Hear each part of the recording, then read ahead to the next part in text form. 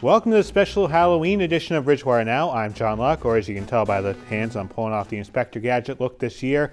This is the second year we've done this as we bring you some local Halloween-themed stories and some not-so-local Halloween stories. It was a rainy Sunday afternoon, but some parents and kids braved the elements to go to Sullivan Tire for the annual Touch a Truck event. The day was put together by the Greater Bridgewater Women of Today and featured kids in costumes going truck to truck and taking candy along the way. Big League Brian was in attendance and assisted with welcoming guests and even assisted with directing traffic. It was a fun day for all that attended, and it also helped raise money for a great cause. We have over 30 vehicles here today that kids can explore. All the proceeds from the sales of the tickets and the food concession stands, the balloon artists, all the proceeds go to local families in need. Greater Bridgewater Women of Today is a collaborative of local women who donate their time and efforts to give back to local families in need via fundraising events such as this. Really great day, and so happy to see the turnout that we've had today despite the rain. If you are interested in joining the Greater Bridgewater Women of Today, we do an event at the beginning of the year that's our membership drive to kind of get a feel for what we do. But you can certainly come join any one of our meetings, which is usually the third Monday of the month, and check us out. It's really a very informal environment. If you're really looking for something and some way to give back to your community, this could be a great fit for you. So hopefully we'll see you at one of our events. There are other great events the group holds, including one coming up in November, which is a bus trip to Encore Casino in Boston on the 16th. Tickets are $35 each, with all proceeds going to the Greater Bridgewater Women of Today. For more information on the bus trip and the group, visit their Facebook page. Just search Greater Bridgewater Women of Today. Kids in town had more candy to pick up, and that was done at St. Thomas. For more on that, we go back to the 70s with Mary Evers, who again went with a costume out of a singer or perhaps a variety show host. This past Sunday, St. Thomas Aquinas held their third annual Trunk or Treat event for the kids of Bridgewater. Though the weather forced the event inside to the Parish Center, the organizers still managed to pull off a fun event for the kids. Those in attendance were able to trick or treat around as well as play games and make crafts with the volunteers that helped put on the event. Kids got to bowl ghosts, decorate their own cookies, and make slime. Many families came by to celebrate the holiday a little early, and their kids were able to debut their costumes before Halloween night. Though the event was a little different than previous years due to the weather, it ended up being a fun time for all that came to participate. In one of the least surprising polls to date, Reese's Peanut Butter Cups have been voted the most popular Halloween candy in America. According to a poll done by Monmouth University, over 36% of adults have chosen the candy to be their favorite. Coming in not so close at second was Snickers at 18%, then M&M's at 11% to round up the top three. Further down the list is what most people consider to be the candy staple of Halloween, candy corn. The Halloween-colored treat, though, has always been controversial, most people either really loving it or really hating it.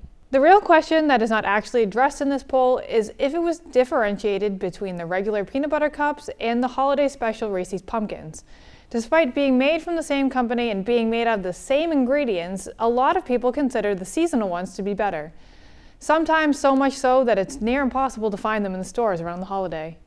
So for those of you who are looking to be the most popular house to trick or treat at, make sure you stock up on Reese's and Snickers because that's what the kids want.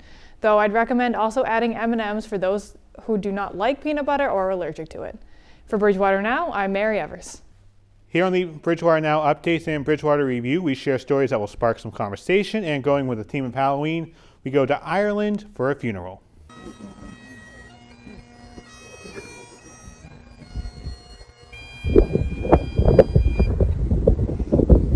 Hello? Hello? Hello? Let me out! Where the f*** am I? Hello?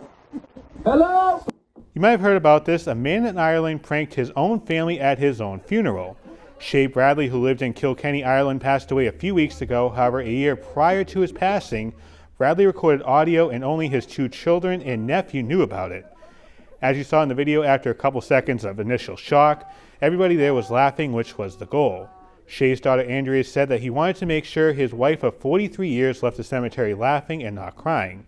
I think it's safe to say mission was accomplished. Let's turn to weather now, and a lot of plans for Halloween revolve around the weather. We turn, however, back to Sunday at the Touch Truck event, which was DJ'd by Jeff Fowler, who showed off his dance moves with the Cotton Eye Joe.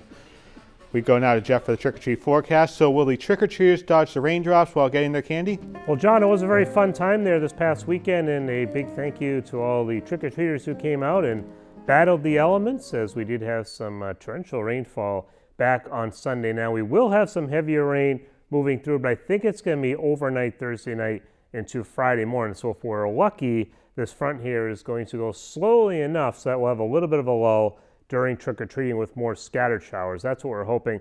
But this area of low pressure along this front will enhance the rainfall across our area. So eventually, by the time we get to Friday morning, we could see between 1 inch and 2 inches of new rainfall, which has been a pretty wet week here overall. Now, along with the rain, we will also have some gusty winds. That's important to note. If you do have some of those lawn decorations out there for Halloween, you may want to take them in after trick-or-treating is over, because winds are going to be gusting anywhere between 40 and 50 miles per hour, possibly here in Bridgewater, maybe even a bit stronger as we get down towards the coast. So the official forecast for trick-or-treating is calling for showers to continue with temperatures actually rising in the low to mid 60s. So it will feel mild around here for sure. But again, keep the umbrella or some rain gear around as you're trick-or-treating on Thursday evening. Now, how about the rest of the week? Well, once those showers move through on Friday morning, we'll actually clear things out here pretty nicely,